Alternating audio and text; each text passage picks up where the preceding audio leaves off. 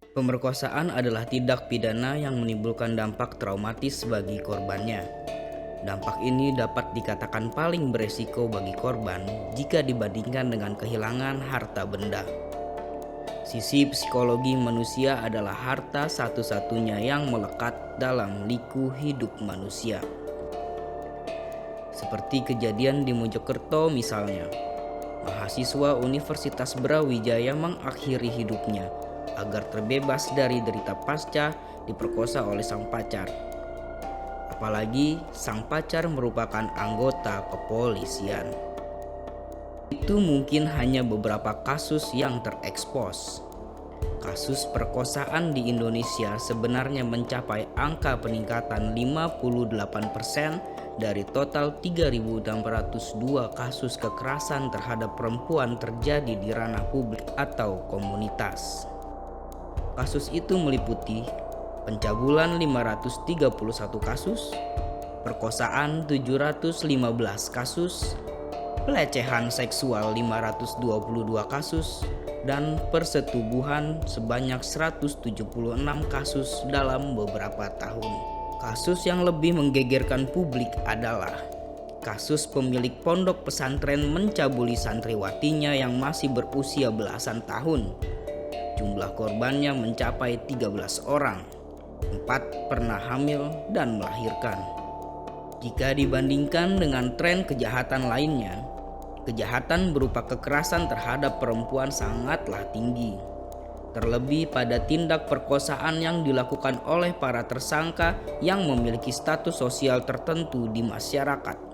Kondisi demikian membuat para korban memerlukan pendampingan yang baik dari orang-orang sekitar, terutama keluarganya. Di samping itu, kondisi para korban harus mendapat sentuhan dan bantuan dari psikolog.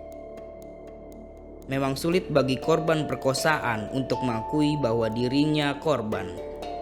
Dari berbagai kasus, tindak perkosaan terjadi dalam kondisi tertekan, dilakukan di tempat tertutup, berselimut bujuk rayu, berlindung di balik hubungan, kawin siri, dalam kondisi mabuk, dan yang lebih parahnya lagi, tidak adanya saksi mata untuk kejadian perkosaan ini.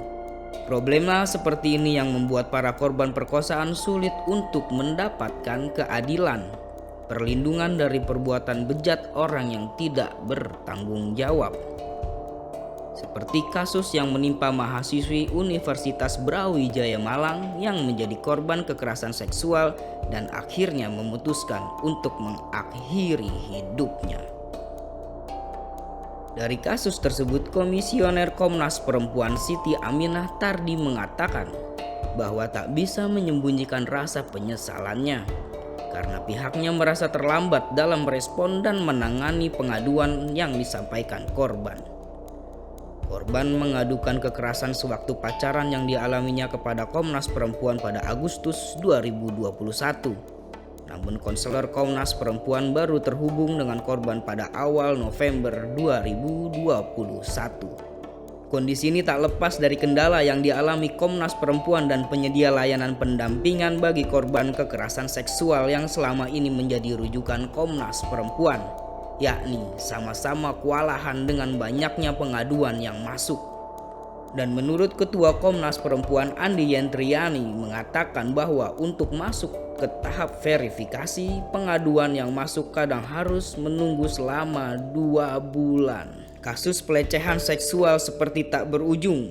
Ini kerap terjadi di berbagai lingkungan masyarakat.